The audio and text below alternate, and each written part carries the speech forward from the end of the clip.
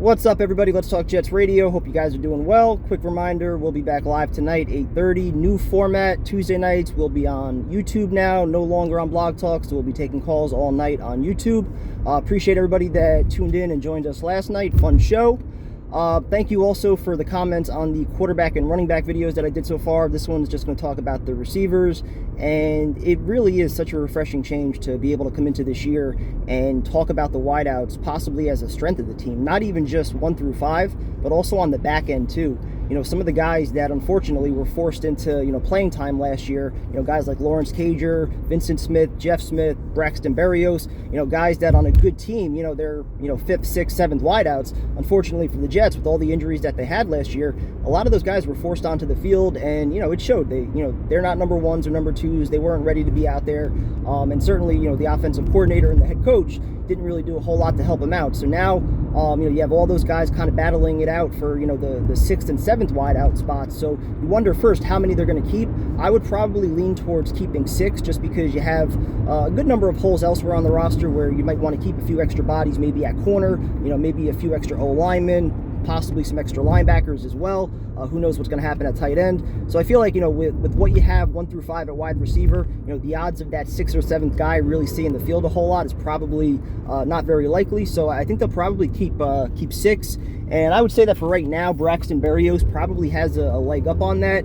I think this offense could do some really good things for him with how he can run those short and intermediate routes. And then you look at 1 through 5, and Corey Davis, starting with him, I love the fact that they were able to get him at a somewhat reasonable price, and he still has that upside of potentially being a number 1 wideout.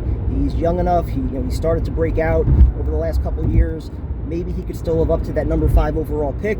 But if not, for the money that you're paying him, if he's a legitimate, solid number 2 wideout, I think most fans would be happy with that, because that's going to mean Denzel Mims, Elijah Moore, and a lot of other guys are going to be able to make plays in this offense. So, as long as he could be a consistent threat, he's a big body, he has the speed to go deep. Clearly, he's going to be a red zone target as well. Pretty much all these receivers are very physical. They get after it in the run game as well. So I like how all these guys complement each other, and I think Corey Davis definitely has a high ceiling, and he hasn't reached it yet. So you wonder, if he can get on the same page with Zach Wilson early on, what he could actually do. And then I think we're all incredibly excited about Elijah Moore, just to see what he could do his rookie year. The speed, the yards after the catch ability, he's just a dog out there, and I think he's going to have an impact right away. I think it's going to be very hard to keep him off the field. So you wonder, who's going to miss out on some reps. I think, even though you restructured Crowder's contract and he might not be part of your future, he's probably the most proven wideout that you have on the team. So I think he's going to see the field plenty. You wonder who's going to get more reps in the slot between him and Elijah Moore. I know Elijah Moore was seeing some reps on the outside early on in minicamp. And then the big question, I think, comes down to, what do you get out of Denzel Mims? And I do think there's some pressure there. You're talking about a guy that you traded down for last year. There were a lot of good wide receivers taken in front of him, some good receivers taken behind him. So I do think there is pressure on Denzel Mims to, not only stay healthy, but kind of live up to, that hype that we had last year coming into the season, where, we were all watching those Baylor tapes. Some of those contested catches that he made were just phenomenal. He can definitely, go get the deep ball as well. He's got the nice size speed combo similar to Corey Davis. So, I think the way that, you have the two of those guys working together in the red zone, and then you have Crowder and Elijah Moore underneath doing their thing in the slot and, going over the middle. I think this offense and these receivers really are going to complement each other well, and I think LaFleur is going to be able to take advantage of that. So, and we didn't even touch on Keelan Cole yet, just another very solid route runner, good yards after the catch. So as long as this group stays healthy, I think this is going to be an exciting group to watch. And again, like the past 10 years, what have we really had?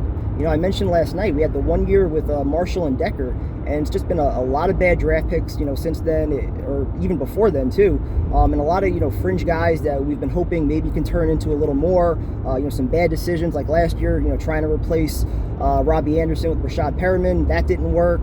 And, for a lot of fans, whether you grew up in the 60s with Maynard, in the 80s with Al Toon and Wesley Walker, if you're like me in the 90s, you had Corbett, you had Keyshawn, And then you went to the 2000s with, Lavernius Coles, Santana Moss. You had the championship game runs with Cotchery, Holmes, and Braylon Edwards. So you had a nice run there with a lot of good wide receivers. And, unfortunately, it's been a pretty down decade, but it looks like this group is on the rise, and it should be an exciting and very fun group to watch this year. So hope you guys are doing well, and we'll talk to you tonight.